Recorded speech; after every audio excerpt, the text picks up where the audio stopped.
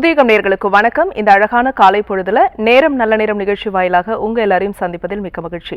இன்றைக்கு நம்ம நேரம் நல்ல நேரம் நிகழ்ச்சியில நமக்கு இருக்கக்கூடிய பல்வேறு ஜோதிடம், ஜாதகம், ஆன்மீகம், குறிப்பாக வாஸ்து, ராசி கற்கள் இது சார்ந்த கேள்விகளுக்கும் சந்தேகங்களுக்கும் ஒரு நல்ல வழிகாட்டியாக இன்றைய தினம் இணைந்திருக்கிறார் ஜோதிடர், வாஸ்து நிபுணர் டாக்டர் பூஷன்ஜி பழனியப்பன் அவர்கள். அவர் நிகழ்ச்சிக்கு வரவேற்றலாம். சார் வணக்கம். வணக்கம்மா. மங்களசேஷாய வித்மகே சண்டிகா பிரியா இதுமகி தன்னோ சம்ஹார பைரவ பிரஜோதயாத் ஓம் சண்டீஸ்வரி வித்மகே மகாதேவி தீமகி தன்னோ சண்டி பிரஜோதயாத். தமிழ் புத்தாண்டு பிறக்கவிருக்கு. தமிழ் புத்தாண்டு பொதுவாக உங்களுடைய கணிப்பில் எப்படி இருக்குது அப்படிங்கிறத சொல்லுங்கள் சார். முதல்ல வாழ்த்து சொல்லிடுவோம். ஆமாம், பராபவ ஆண்டுது. ஆக்சுவலாக அனைவருக்கும் இந்த நிகழ்ச்சியை பார்த்துக்கிட்டு இருக்கவங்க, தொடர்ந்து நமது நேயர்கள், அப்புறம் மக்கள் அனைவருக்கும், அனைத்து விதமான மக்கள் அனைவருக்கும் இனிய தமிழ் புத்தாண்டு நல்வாழ்த்துக்கள். அதே நேரத்துக்கு எல்லாரும் நல்ல நீண்ட ஆயுளோட, நல்ல ஆரோக்கியத்தோட, முக்கிய ஆரோக்கியம், நல்ல ஆரோக்கியத்தோட, நல்ல புகழோட, நிறைந்த செல்வத்தோட நன்றாக அனைவரும் வாழ வேண்டும் என்று எல்லாம் வல்ல என்னுடைய அன்னையை பிரார்த்திக்கிறேன். பொதுவாக இந்த வருஷம் பார்த்திங்கன்னா நம்ம அப்பப்போ இந்த சின்ன சின்ன குறிப்புகள் மட்டும் தான் சொல்கிறது வழக்கம். இந்த பராபவ ஆண்டுன்னு பஞ்சாங்கத்தில் சில குறிப்புகள் இருக்குது, அப்புறம் பழைய நூல்கள்லையும் இருக்குது என்ன நடக்கும் அப்படின்ட்டு. பொதுவாக இதுக்கு சரியான வார்த்தை அப்படின்னா நிறைய அழிவுகள்.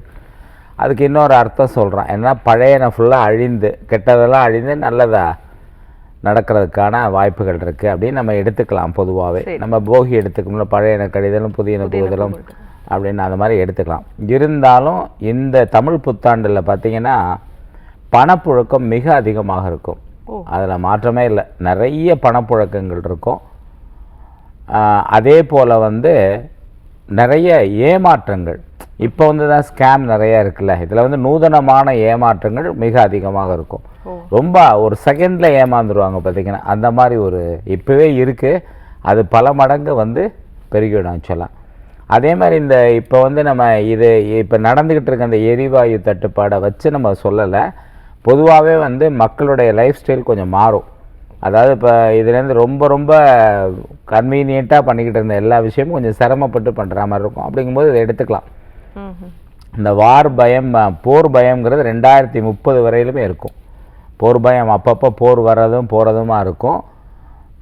அமெரிக்கா, இந்த தமிழ் புத்தாண்டுக்கும் அமெரிக்காவுக்கு என்ன சம்மந்தம்னு வரும். அதனால இடத்துல சொல்லணும். ஆக்சுவலாக தமிழ் புத்தாண்டுக்காக சொல்லலை. 2030க்குள்ளே அந்த நாட்டில் மிகப்பெரிய பிரிவுகள் ஏற்படுறதுக்கும் துண்டு துண்டாக இதுவாக பிரிகிறதுக்கு கூட வாய்ப்புகள் இருக்குது. அது மாதிரி வெளிநாடுகளில் நிறைய பாதிப்புகள் இருக்கும். பாதிப்பு குறைவாக இருக்கக்கூடிய நாடு இந்தியா. அதுலேயும் குறிப்பாக தமிழ்நாடு, ஆந்திரா, கர்நாடகா தான் பாதிப்புகள் மிக மிக குறைவாக இருக்கக்கூடிய விஷயமா இருக்கும். இது பொதுவான ஒரு விஷயம் நான் சொன்னது. ஏன்னா தமிழ் புத்தாண்டுக்கும் 2030க்கும் சம்மந்தம் இல்லை. அப்போ வரக்கூடிய புத்தாண்டு வேறவாக இருக்கும். இருந்தாலும் அந்த குறிப்பு இப்போ உள்ள பலன் அந்த இது பழைய நூல்களில் இருக்கிறத வச்சு ஒரு அனலைசிஸ் பண்ணி சொல்லக்கூடிய விஷயந்தான். நான் புதுசாக கற்பனை பண்ணி சொல்லக்கூடிய விஷயம்லாம் இல்லை. அதேமாதிரி பிரிவினைகள், அதாவது கணவன் மனைவி பிரிவினைகள் நிறையா இருக்கும். நிறைய திருமணம் ஆகாதவர்களுக்கு நிறைய திருமணம் எதிர்பார்த்தமாக 45-50 வயசில் கூட கல்யாணம் நடக்கிறதுக்கான வாய்ப்புகள் இருக்குது. இந்த போர் அபாயங்கிறது தவிர்க்க முடியாத ஒன்றா இருக்கும். ஏதாவது ஒரு நாள் குறைந்தது நான் சொல்கிறது 36 மணி நேரம் இன்டர்நெட் ஃபுல்லாக கட் ஆகும். கட்டாகி ஒரு இது வரும். அதே நேரத்தில் எரிவாயு தட்டுப்பாடு, முக்கியமாக டீசல், பெட்ரோல் ஒரு 2 நாளாவது இல்லாமல் போய் ஒரு அட்லீஸ்ட் ஒரு வாரமாக இல்லாமல் போகிறதுக்கு வாய்ப்பு இருக்குது. என்னதான் சமாதானம் சொன்னாலும் அதில் இருக்கக்கூடிய விஷயம். காவல்துறை மீது உள்ள நம்பிக்கைகள் குறையும். ஆனால் அவங்க சமாளித்து அதுலேருந்து நல்ல பேர் வாங்கிடுவாங்க. ஆனால் அவங்களுக்கு தான் கடினமான உழைப்பு இருக்கும். ஆக்சுவலாக இந்த ஆண்டு காவல்துறைக்கு மிக கடினமான உழைப்பு, சவாலாக இருக்கும். அதை சமாளிப்பாங்க, சமாளித்து வெற்றி அடைவார்கள். அதே மாதிரி எதை எடுத்தாலும் போராட்டங்கள் நிறைய இருக்கிறதுக்கான வாய்ப்புகள். அரசியல் கட்சிகளில் நான் ஏற்கனவே சொன்ன மாதிரி மிகப்பெரிய குழப்பங்களும் எதிர்பாராத சில மாற்றங்களும் நடுவில் ஏற்படுறதுக்கான வாய்ப்புகள் இருக்குது. இது பொதுவான விஷயம். பட்டு இருந்தாலும் நிறைய ஆலயங்களில் பூஜைகள், நிறைய ஹோமங்கள் ரொம்ப இதுவரையிலும் இல்லைங்க அப்படின்னு சொல்கிற அளவுக்கு அலங்காரங்களும் பூஜைகளும் நிறையா நடக்கும். கோயில்களில் கூட்டம் அதிகமாக இருக்கும். மிக முக்கியமான 3 ஆலயங்களில் ஏதாவது ஒரு விபத்துக்கள் நடக்கிறதுக்கு வாய்ப்பு இருக்குது. ஆலயம் செல்வர்கள் மிக கவனமாக இருக்கணும்.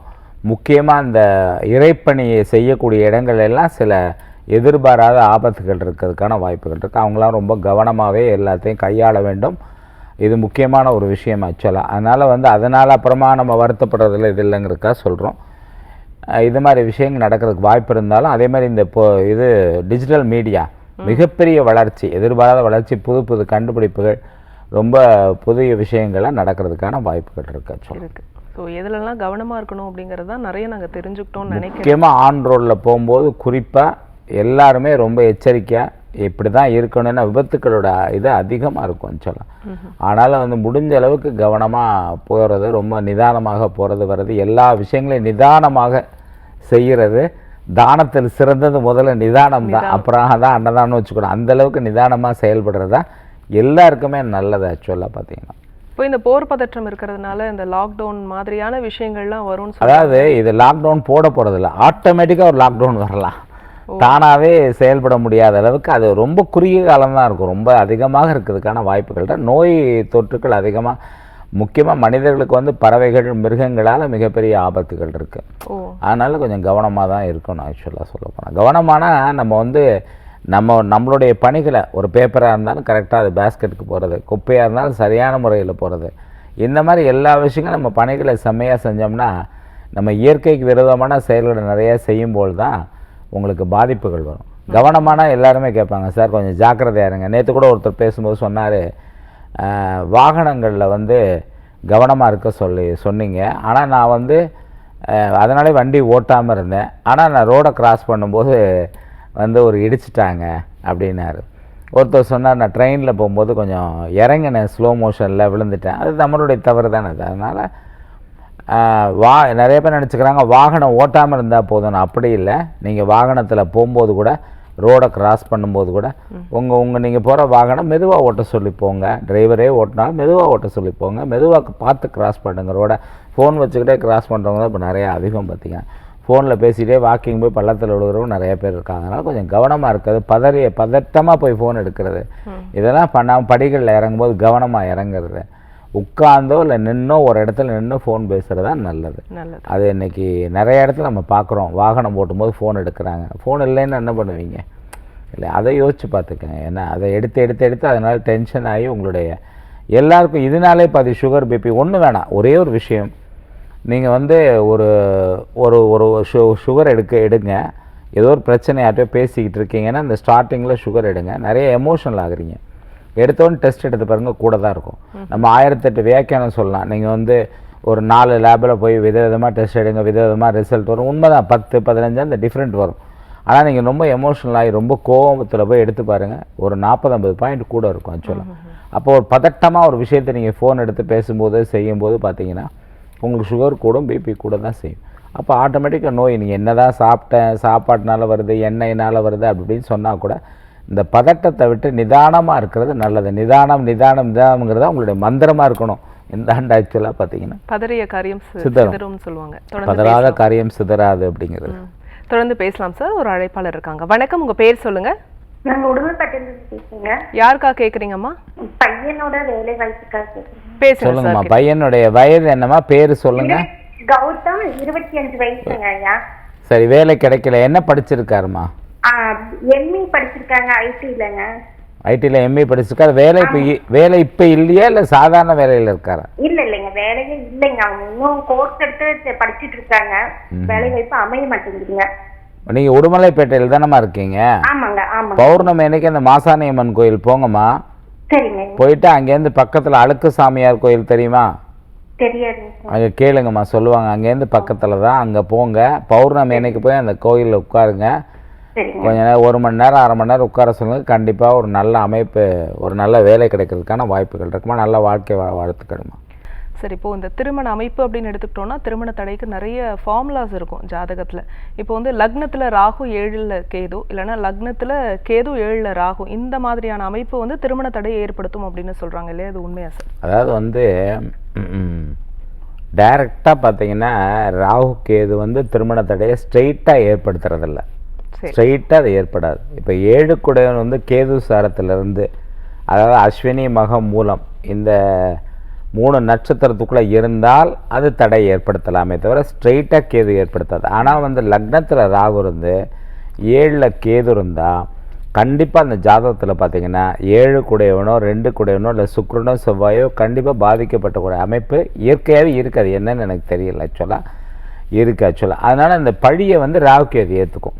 நீங்கள் ஒருத்தருக்கு அடிபட்டிருக்கும், ஆக்சிடெண்ட் ஆகிருக்கும், அவர் சொல்கிற முதல் வார்த்தை 7 சனி, அஷ்டமத்து சனி, கண்டக சனி தான் சொல்லுவார். ஜாதகத்தில் நம்பிக்கை உள்ளவங்க. நம்பிக்கை இல்லாமல் இருந்தாலுமே கூட இருக்கவங்க சொல்லுவாங்க 7 சனியில் அடி. ஆனால் உண்மையிலே சொல்லப்போனால் அது அடிபடுறதுல அந்த நேரத்தில் கொடுக்க திசாபுக்திகள். இப்போ 7.5 வருஷம் 7 சனி நடக்குதுன்னா இப்போ அது பாட்டு தொடர்ந்து அந்த மாதிரி நடந்துக்கிட்டே இருக்கணும். ஆனால் இது என்னென்னா அந்த நேரத்துக்குரிய திசாபுக்திகள் பண்ணும். ஆனால் பழி வந்து சனி பகவான் மேலே போயிடும். அவர் வந்து ஒரு பெரிய பரோபகாரி, மகாராஜா. அவர் எல்லாத்தையும் ஏற்றுப்பார். நாட்டில் நடக்கக்கூடிய எல்லா பிரச்சனையும் மகாராஜா ஏற்றுக்கிற மாதிரி. ஆனால் 7ஆம் இடத்துல ராகு இருந்தால் கண்டிப்பாக கல்யாணம் ஆகியே ஆகும். 98% நான் சொல்கிறது நடந்தே ஆகும். லேட்டாக நடக்கலாம், முன் நடக்கலாம், பின் நடக்கலாம். ஆனால் பொதுவாக என்ன ஆயிடுச்சுன்னா ராகுகேது தோஷம். எங்கள் பொண்ணு ஜாதத்தில் ராகுகேது தோஷம் இருக்குது, உங்கள் பையன் ஜாதத்தில் இருந்தால் சேர்க்கலாங்கிறேன். நான் அதுக்கு பலமுறை உதாரணம் சொல்லிட்டேன். தோஷம் சேர்ந்தால் தோஷம் கூடுமா குறையுமா? இன்னொன்று சொல்லிக்கலாம், அது 2 ஈக்குவலாக சேர்த்தோம்னா அது அப்படியே இதுவாகிடுது, ரொம்ப ஒரு சக்தி இல்லாமல் போயிடுது. அதெல்லாம் கிடையவே கிடையாது. நீங்கள் வந்து ரெண்டுமே தோஷம் உள்ளதை எடுத்தீங்கன்னா அது வந்து என்ன ஆகும்னு கேட்டிங்கன்னா உங்களுக்கு பல உதாரணங்களில் சொல்லி ஒரு விஷயத்த சரின்னு சொல்லி 1008 உதாரணம் எடுத்து வைக்கலாம். சரி ஆச்சுங்களா? சரியில்லைன்னு சொல்லி 1008 உதாரணம் எடுத்து வைக்கலாம். அதுபோல தான் இந்த தர்க்கம் போயிட்டே இருக்கே தவிர. ஆனால் அதே மாதிரி என்ன இயல்பாகவே திருமண தடை வந்த உடனே ராகுகேதுவால் தான் தடைன்னு சொல்லிட்டு உடனே அவங்க செய்யக்கூடிய பரிகாரம் நாகநாத சுவாமி கோயில், இல்லைன்னா காளாஸ்திரி, இல்லைன்னா திருப்பாம்புரம், இந்த மாதிரி ஏதோ ஒரு கோயில் போகிறது தான் அப்படின்னு சொல்லி முடிவு பண்ணி போகிறாங்க. இதெல்லாம் அருமையான விசேஷமான கோயில்கள் தான். போயிட்டு எனக்கு நடக்கலை சார், நான் போயிட்டு வந்துட்டேன் அப்படிம்பாங்க. ஆனால் என்ன கிரகம் வந்து அது திருமண தடையை தடுக்குது அப்படின்னு பார்த்தீங்கன்னா, இப்போ நீங்கள் வந்து ராகுகேதுவே இருக்குது, லக்னத்தில் ராகு 7ல் கேது வச்சுவோம். ஆனால் திருமணத்துக்கான கிரகம் அதாவது கலத்தர ஸ்தானாதிபதி, கலத்தர காரகம் சுக்கிரன், செவ்வாய் இவங்கெல்லாம் நல்லா இருந்தால் அது ஆட்டோமேட்டிக்காக அந்த 22, 23, 24 வயசு கல்யாணம் ஆகிடும். அப்போ வந்து இது பெருசாகவே தெரியாது ஆக்சுவலாக சொல்லப்போனால். ஆனால் இவங்க என்னென்னா இந்த ராகுகேதுவே தான் யார் எடுத்தோன்னா யாராவது கொடுத்தாவே சார் ராகுகேது இருக்குது அதனால தான் கல்யாணம் ஆகும், அவங்களே ஃபிக்ஸ் பண்ணிக்கிறாங்க. அதுக்கு என்ன வழி தான் கேட்குறாங்களே தவிர அதனால தான் கல்யாணம் ஆகும் மைண்டை வந்து ஃபிக்ஸ் பண்ணிக்கிட்டு அதே மாதிரி ராகுகேது இருக்குதா தேடிக்கிட்டு இருக்காங்க. ஸோ நடைமுறையில் வந்து எவ்வளோ அனுபவப்பட்டாலும் நம்ம திருப்பி இப்போ ஃபினான்ஸ் கம்பெனியில் போயிட்டு எவ்வளோ லாஸ் ஆனாலும் திருப்பி போய் ஏமாறுறாங்கல்ல, அதுபோல் தான் இதுவுமே திரும்ப அதுக்கு தான் வராங்க. நம்ம என்ன தான் சொன்னாலும் அதை வந்து ஒரு இது படுறதில்ல. ஆனால் ராகுகேது மட்டுமே ஒரு திருமணத்தை தடுக்கிறது கிடையாது. நன்றி சார், அருமையான விளக்கம் கொடுத்துருக்கீங்க. நம்ம தொடர்ந்து பேசலாம். ஒரு அழைப்பாளர் இருக்காங்க. வணக்கம், உங்க பேர் சொல்லுங்க. வணக்கங்கம்மா. வணக்கம்மா, உங்க பேரு எந்த ஊர்ல இருந்து? சுமதிங்கம்மா, திருப்பூர்ல இருந்து பேசுறேங்க. உங்க கேள்வியே கேட்கலாமா? சொல்லுங்க. பையன் திருமணத்துக்காக கேக்குறேங்கம்மா. சரி, பையன் என்ன வயசுங்க? 28ங்க. இது என்ன நட்சத்திரம்? சுவாதி நட்சத்திரங்க. சரிம்மா. துலாம் ராசி, சுவாதி நட்சத்திரம், சிம்ம லக்னம். சரி பரவாயில்ல. நீங்கள் வந்து திருமணம் பார்த்துக்கிட்டு இருக்கீங்க, தடங்கள் ஆகுது இல்லையா? ஆமாங்க, பார்த்துட்டே இருக்கிறேங்க. சரி, திருவோண நட்சத்திரம், சதய நட்சத்திரம், இந்த 2 நட்சத்திரம் கேலண்டரில் பார்த்துக்குங்க. அந்த நட்சத்திரத்தன்னைக்கு சிவபெருமானுக்கும் சனீஸ்வரருக்கும் அர்ச்சனை பண்ணுங்க, சரிங்களா? அடுத்தது புதன்கிழமை அன்னைக்கு போயிட்டு பெருமாள் கோயிலில் பெருமாளுக்கு ஏதோ ஒரு பிரசாதம் அங்கே கோயிலில் சொல்லி நைவேத்தியம் பண்ணி ஒரு 3 புதன்கிழமை மட்டும் செஞ்சுட்டு விட்டுருங்க. அந்த தடை விலகி சீக்கிரம் திருமணம் நடக்கிறதுக்கான வாய்ப்புகள் இருக்குது. நல்ல வாழ்க்கை வாழ்த்துக்கள். நன்றி அழைத்தமைக்கு. இந்த தோஷங்களை பற்றி பேசும்போது காலசர்ப தோஷம், உண்மையாக இந்த காலசர்ப தோஷம் என்ன சார் பண்ணும்? கடுமையான வீழ்ச்சியை கொடுக்கும், சோதனைகளை கொடுக்கும் அப்படின்னு சொல்கிறாங்களே. அதாவதுமா காலசர்ப தோஷத்தில் வந்து பார்த்தீங்கன்னா இப்போ நீங்கள் ஒரு குறிப்பிட்ட நட்சத்திரத்தில் பிறக்கிறீங்க, உங்கள் ஜாதகம் காலசர்ப தோஷம், அதாவது நீ காலசர்ப தோஷத்துலேயே குழப்பங்கள் இருக்குது. ராகு கேதுக்குள்ளே எல்லா கிரகங்களும் இருந்து கேது இருக்க நட்சத்திரத்தையும் ராகு இருக்க நட்சத்திரத்தையும் விட்டு வெளி நட்சத்திரத்தில். ஆனால் அதில் நல்லா புரிஞ்சுக்கணும், இந்த ராகுகேது நட்சத்திரங்களும் போது ராகுகேது ரெட்ரோகிரேட் பிளானட், அதாவது ரிவர்ஸில் வரக்கூடியது. இதில் கரெக்டாக நட்சத்திரத்தை பார்த்துக்கணும். பார்த்துக்கிட்டு வெளியில் இருந்து ஏதாவது ஒரு கிரகம் இருந்தால் கூட அது காலசர்ப தோஷமாக வராது. பட்டு காலசர்ப தோஷம் இந்த ராகுகேதுக்குள்ளே எல்லா கிரகமும் இருந்துருச்சுன்னு வச்சுப்போம். அப்படி போய்டுவது தான் காலசர்ப தோஷம். இருந்துருச்சு, கெடுதல். இப்போ ஒரு நட்சத்திரத்தில் பிறக்கிறீங்க, உங்களுக்கு அந்த காலசர்ப தோஷத்துக்குள்ளே இருக்கக்கூடிய கிரகம் கெடுதலை செய்யக்கூடிய கிரகமாக இருந்தால் அது கெடுதலை செய்யாது, குறைச்சிரும், கெடுதலே பெருசாக இருக்காது. ஆனால் நல்லதை செய்யக்கூடிய கிரகம் இருக்குது. யோகாதிபதி உள்ளே மாட்டிட்டார் அப்படின்னால் அவர் யோகத்தை செய்ய மாட்டார். அது பெரும்பாலும் என்ன ஆகிடுதுன்னா அந்த மாதிரி இருந்தால் அந்த யோக கிரகங்கள் தான் உள்ளே மாட்டிகிட்டு இருக்கு. அதனால் உங்களுக்கு அந்த தொல்லை வந்து அந்த பெரிய வளர்ச்சி இல்லாமல் நம்மளும் வாழ்க்கையில் முன்னேறுவோமா அப்படிங்கிற ஒரு பெரிய கேள்விக்குறி வந்துடும். பட் அதை வந்து ஒரு 20-30% சரி பண்ணிக்கிறது நிறைய வழிபாட்டு முறைகள் இருக்குது. அதை கரெக்டாக செஞ்சுக்கிட்டு இந்த நட்சத்திர பிரயோக பரிகாரம்னு இருக்குது. அதை பண்ணிட்டு வரும்போது அதுலேருந்து கொஞ்சம் வெளியில் வந்துடலாம். ஆனால் நீ என்ன பண்ணாலும் பண்ணலனாலும் 33 வயசுக்கு அப்புறமாக நிறைய பேர் பார்த்தீங்கன்னா பிற்கூறு வாழ்க்கை, வீணை யோகம்னு கூட சொல்லுவாங்க. அதை ஏன்னா வீணை இப்படி இருந்து பின்னாடி இப்படி பெருசாகும். அந்த 33 வயசுக்கு மேலே 36 வயசுன்னு வச்சுக்கோங்க. அந்த 33க்கு போகிற ஒரு 3 வருஷம் விட்டுடலாம், அது கொஞ்சம் பெட்டராக இருக்கும். 36 வயசுக்கு மேலே தானாகவே அவங்க பெரிய வளர்ச்சி இருக்கும். பார்த்தீங்கன்னா மிகப்பெரிய வளர்ச்சியாக இருக்கும். ஒரு வகையில் சூப்பர் ஸ்டார் ஜாதகம் கூட காலசர்பதோஷம்னு சொல்லுவாங்க. நம்ம நேரடியாக அதை பார்த்ததில்ல, நம்ம போய் நெட்டில் தேடி பார்க்க வேண்டியதும் இல்லை. சொல்லுவாங்க, நிறைய பேர் சொல்லுவாங்க காலசர்பதோஷம். அப்போ உள்ள முன்னாடி உள்ள நிறைய பழைய ஜோதிடர்கள்லாம் நிறைய பேர் அதை பற்றி புஸ்தகங்கள், அதாவது மதிப்பிற்குரிய முருகராஜேந்திரன் அவர்கள்லாம் புஸ்தகத்தில் எழுதியிருக்காங்க. அதை பற்றி காலசர்பதோஷம் நிறைய அதை பற்றி விளக்கங்கள். அவர் பாலஜோதிடர் வித்வான் வே லக்ஷ்மணன் அவங்களாம் நிறைய சொல்லுவாங்க காலசர்பதோஷத்தை பற்றி. ஸோ அந்த காலசர்பதோஷம் பயப்படக்கூடிய ஒன்றும் இல்லை. எனக்கு தெரிஞ்ச மேக்ஸிமம் காலசர்பதோஷத்தில் உள்ளவங்க மிகப்பெரிய வெற்றி தான் அடையிறாங்க எனக்கு தெரிஞ்சு. பார்த்தீங்கன்னா நம்ம தொடர்ந்து பேசலாம். ஒரு அழைப்பாளர் இருக்காங்க. வணக்கம், உங்கள் பேர் சொல்லுங்க. இணைப்பில் இருக்கீங்க. உங்கள் பேர் எந்த ஊர்லேருந்து? ஹலோ அம்மா, எந்த ஊர்லேருந்து பேசுகிறீங்க? மதுரையிலேருந்து பேசுகிறேன் மேடம். உங்கள் கேள்வியை கேளுங்கம்மா. சார் சொல்லுங்கம்மா. வணக்கம்மா. சார், நாங்கள் குடியிருக்கிற இடத்துல 3/4 சென்டில் 3 வீடு சார். அதில் கிழக்கு பக்கம் நாங்கள் வாங்கிட்டோம், மேற்கு பக்கம் நாங்கள் வாங்கிட்டோம். நடுவில் ஒரு வீடு இருக்கு சார். அது எங்களுக்கு அவங்க விற்கிற நிலைமையில தான் இருக்காங்க. கிடைக்கிறதுக்கு வாய்ப்பு இருக்கா சார்? நீங்கள் இப்போ கேட்குற நேரத்துக்கு கிடைக்கும்மா. நீங்கள் கொஞ்சம் தொகை வழக்கம் போல் தொகை கூட கேட்குறதுக்கு வாய்ப்பு இருக்குது. அதை கொடுத்து வாங்கிக்கோங்க. அவங்கள எந்த விதத்துலையும் ஹர்ட் பண்ணாமல் வாங்கிக்கோங்க, அவ்வளோதான். சரிங்களா? நல்ல வாழ்க்கை இல்லை. அதுக்கு பரிகாரம் எதுவும் இப்போதைக்கு தோணலமாக வரல. நீங்கள் அதை முயற்சி பண்ணுங்க, கண்டிப்பாக கிடைக்குமா. நல்ல வாழ்க்கை வாழ வாழ்த்துக்கிறோம்மா. நன்றி அழைத்தமைக்கு. சார், இப்போது வாதம் சார்ந்த நோய்கள், பேரலைசிஸ்லாம் இருக்குல்ல, இந்த மாதிரியான பேஷண்ட்ஸ்க்கு வந்து அவங்க அணியக்கூடிய ரத்னங்கள் அப்படிங்கிறது இருக்கா?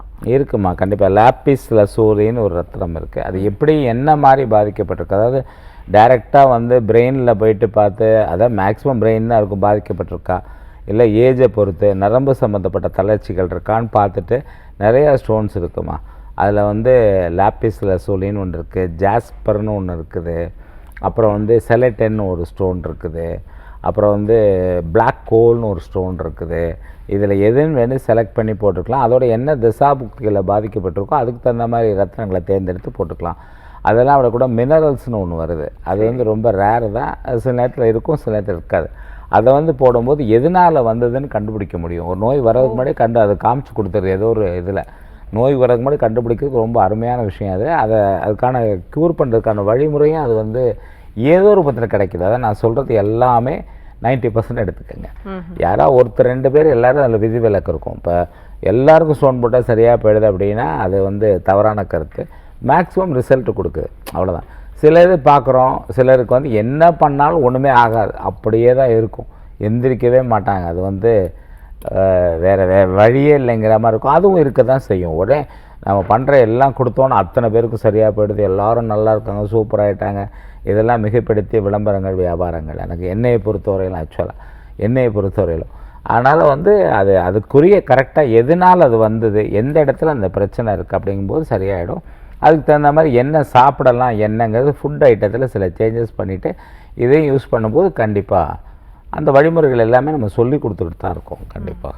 நன்றி சார். நம்ம நிகழ்ச்சியில் நிறைய நீங்கள் சொல்லியிருக்கீங்க, மூலிகைகள் பற்றிலாம் சொல்லியிருக்கீங்க. ஒரு சில பேர், குறிப்பிட்ட பேருக்கு வந்து ஜாதகத்தை தாண்டி நீங்கள் சொல்லுவீங்க. அதனால் இந்த கேள்வி கேட்குறேன். இந்த வேர் மூலிகை இதெல்லாம் பயன்படுத்தி நம்மளுடைய காரியங்களில் வெற்றி காண முடியும்? அதுவும் அதுதான்மா. அதே மாதிரி பார்த்தீங்கன்னா உங்களுக்கு வந்து இந்த வேர் மூலிகைகளை பொறுத்தவரை சரியான முறையில் சரியான இதை தேர்ந்தெடுக்கணும், சரியான நேரத்தில் எடுக்கணும். அதாவது பஞ்சபட்சி சாஸ்திரப்படி அரசு காலத்துலேயோ இல்லை ஊன் காலத்துலேயோ, எடுக்கிறவருக்கு அரசு காலத்துலேயோ, இல்லை யாருக்காக பண்ணுறோமோ அவருடைய ஊன் காலத்துலேயோ, இல்லை எடுக்கிறவருடைய ஊன் காலத்துலேயோ அவருடைய அரசு காலத்துலேயோ பார்த்து எடுக்கணும். இவ்வளவும் பண்ணி கரெக்டான மூலமந்திரங்கள் ஜபம் சரியான நேரத்தில் பண்ணப்பட்டு, இல்லைன்னா சமயத்தில் எதுவுமே தெரிந்தால் ஹோரை அடிப்படையிலே பண்ணிட்டு வந்துட்டு பார்த்து செய்யும்பொழுது கண்டிப்பாக ஒரு 90% to 95% வரலும் சான்சஸ் இருக்குது. அதுலேயும் 5% மைனஸ் இருக்கிறதுக்கான வாய்ப்புகள் இருக்குது. நான் இப்போ சொன்னால ரத்தினங்கள் வந்து என்ன பண்ணாலுமே சரியாக வராமல் கூட இருக்கும். என்னத்தை போட்டாலும் எனக்கு வேலை செய்யுங்கிற மாதிரி இருக்கும். அது சில நேரத்தில் நம்ம எதிர்மறையாக சில ரத்தினங்கள் கொடுத்து கூட தூண்டி விடுறதுக்கான முயற்சிகள் பண்ணுவோம். இந்த ஜென்ரேட்டரில் வந்து கெரசின் ஜென்ரேட்டர் பெட்ரோலில் ஸ்டார்ட் பண்ணிவிட்டு கெரசினில் ஓட விடுற மாதிரி அதுபோல் ஸ்டார்ட் பண்ணுறதுக்கு பயிற்சி பண்ணி அப்படி பண்ணியும் சிலர் எந்த விதத்துலையுமே நடக்காமல் போகிறதுக்கான வாய்ப்புகள் இருக்குது. இந்த மாதிரி விஷயங்களை எப்போவுமே ஒரு 5% நெகட்டிவாக பேசுகிறதா நிறைய பேர் நினச்சிக்கிறாங்க. ஆக்சுவலாக அது இல்லை, 95% பண்ணலாம். 5% அதுலேயும் வேறுலேயும் மைனஸ் வர்றதுக்கான வாய்ப்பு இருக்குது. இப்போ மதிவணங்கின்னு ஒன்று இருக்குது, நானும் நிறைய பேருக்கு அது கொடுத்துருக்கேன்.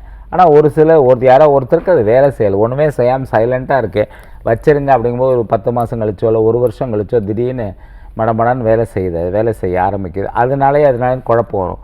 அந்த மாதிரி நேரத்தில் அவங்க வேறு எடுத்து வேறு யார்ட்டையாவது கொடுத்து அங்கே வச்சுருங்கன்னு சொன்னாங்கன்னா அந்த வித்தியாசம் தெரியும். ஆக்சுவலாக நான் சொல்கிறது உங்களுக்கு புரியல. எப்போ வந்து செய்து ஒரு பூஜையாக இருக்கட்டும், ஒரு ஜபமாக இருக்கட்டும், ஒரு பரிகாரங்களாக இருக்கும், கொஞ்சம் லேட்டாக வேலை செய்யும். பட் பொறுமை இல்லாமல் போயிடுப்ப.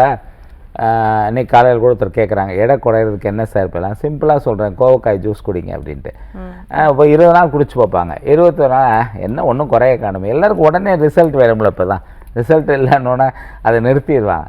இதெல்லாம் தொடர்ந்து எப்படி நீங்கள் யோகா தொடர்ந்து பண்ணால் அதுக்கு எஃபெக்ட் இருக்குமோ, எப்படி நீங்கள் வந்து மூச்சு பயிற்சி தொடர்ந்து பண்ணால் எஃபெக்ட் இருக்குமோ, அப்படித்தான் நீங்கள் 2-3 மாதம் 6 மாதம் பண்ணிட்டு எனக்கு இல்லைன்னு சொல்லி விட்டீங்கன்னா அது வேலைக்காகிறதுக்கான விஷயம் இல்லை. ஆக்சுவலாக மிக்க நன்றி சார். இன்றைய நேரலையில் எங்களோட இணைந்து கொண்டு நிறைய விஷயங்கள் எங்களுக்காக சொன்னீங்க. தமிழ் புத்தாண்டு எப்படி இருக்க போகுது அப்படிங்கிற விஷயத்த சொன்னீங்க. ஆனால் ஒரு சில பேருக்கு வந்து பரிகாரம் நீங்கள் சொன்ன மாதிரி என்னதான் பரிகாரம் சொன்னாலும் அவங்க மனமைப்பு சார்ந்து தான் அந்த விஷயங்கள் நடக்கிறதும் நடக்காமல் போகிறதும் அப்படிங்கிற ஒரு விஷயம் இருக்கா சார்? 100க்கு 100 சரியான விஷயமா. மன அமைப்புங்கிறது ரொம்ப ரொம்ப முக்கியம். எனக்கு பார்த்தீங்கன்னா திருநெல்வேலியில் ஒருத்தர் பார்ப்பேன், வருவார், இப்போ இங்கே வராரு, அடிக்கடி போகிறதுனால. ஏற்கனவே சொல்லியிருக்கேன், அவர் கொடுப்பாரு, சார் கொஞ்சம் பரிகாரம் மட்டும் எழுதி கொடுத்துருங்க அப்படிம்பார். சார் இது அப்படின்னா அதெல்லாம் ஒன்றும் வேண்டாங்க, நீங்கள் பரிகாரம் மட்டும் எழுதி கொடுங்க போதும். எழுதி கொடுத்தோன்னே அவருக்கு சரியாக இதோட ஒரு 50-100 முறை அவரோட நம்பிக்கை ரொம்ப முக்கியம். போனால் போய் தான் பார்க்கலாமே, இது என்னங்கிறத பார்க்கலாமே அப்படிங்கும்போது உங்களுக்கு அது வேலைக்கான விஷயம் இல்லை. இப்போ உணவே எடுத்திங்கன்னா உங்கள் மனநிலையை பொறுத்து ஒரு நாளைக்கு ஒரு சுவையாக இருக்கும். அதே உணவு மனநிலையை பொறுத்து சுவைகள் மாறுபடும். அது நிறைய பேர் எந்த அளவுக்கு வாட்ச் பண்ணுறாங்கன்னு தெரில. நல்ல தெளிவான ஆட்கள் அதை கவனிப்பாங்க கண்டிப்பாக. அதுபோல் வந்து அவங்களோட நீங்கள் சொன்ன வார்த்தை நல்ல வார்த்தை, மன அமைப்பு சார்ந்த விஷயந்தான் நிறையா விஷயம். அதில் நம்பிக்கை நல்லா அதீதமாக இருந்ததுன்னா கண்டிப்பாக அதுக்கு ரிசல்ட்டும் நல்லாவே கண்டிப்பாக இருக்கும். ஏனோ தானோன்னு வர்றது, இந்த ஏனோ தானோன்னு பார்க்குறதுங்கிறதெல்லாம் வந்து வேலைக்காகாது. அதனால தான் நான் சொல்லுவேன், நம்பிக்கை இருந்தால் பாருங்களேன், விட்டுருங்க. அதை விட்டு சும்மா தேவையில்லாமல் குழப்பங்கள் வேண்டாம். 2வது நான் பார்த்து சொன்னால் தான் சரியாக வரும்னு அந்த இதுவே வரவே கூடாது. ஆக்சுவலாக சொன்னால் யதார்த்தமான நிறைய விஷயங்கள் எங்களுக்காக சொன்னீங்க. மிக்க நன்றி சார். நன்றிம்மா. நல்ல ஒரு அருமையான வாய்ப்பை கொடுத்த புதுயுகம் நிர்வாகத்தினருக்கும் ஊழியர்களுக்கும் என் மீது அளவு கடந்த அன்பு வைத்திருக்கக்கூடிய நேயர்களுக்கும் நன்றி, வணக்கம். நேயர்களே, ஒரு சிறிய இடைவேளைக்கு பிறகு நேரம் நல்ல நேரம் ராசி பலன்கள் நிகழ்ச்சியில் சந்திக்கலாம். இணைந்திருங்கள்.